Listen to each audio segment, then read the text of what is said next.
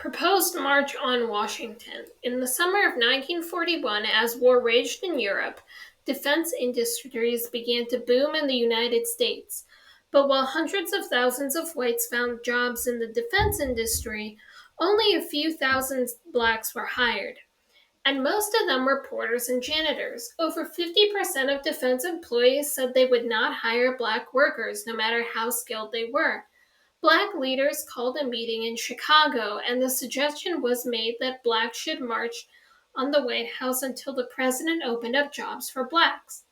A. Philip Randolph, head of the Brotherhood of Sleeping Car Porters, seized upon the suggestion and called for a massive deportation of blacks in the nation's capital on July 1st. It is time to wake up Washington, as it has never been shocked before, he stated. The announcement electrified the black community. Grassroots support for the march sprung up everywhere.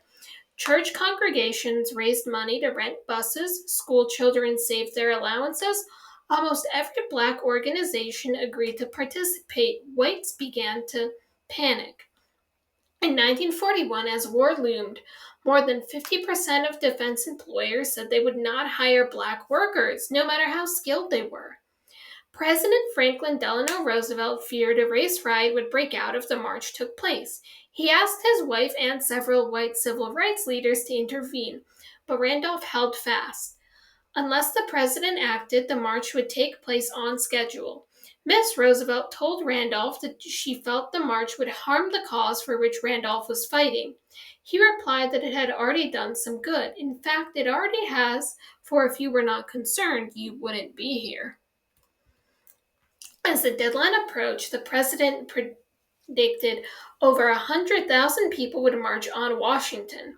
When Randolph was asked by reporters where the marchers would find accommodations, aware that Washington was a highly segregated city, he answered that they would eat and sleep in white hotels and restaurants. The thought terrified whites.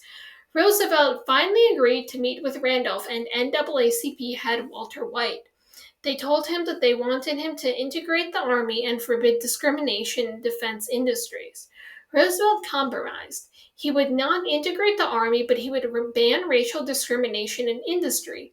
He issued Executive Order Number 8802, establishing the Fair Employment Practices Committee, which had the authority to investigate and end discrimination in defense industries, federal agencies, and unions. Randolph called off the march.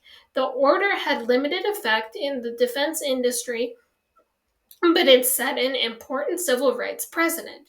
For the first time, blacks had demanded their rights from the federal government rather than ask for them, and they had gained a partial victory.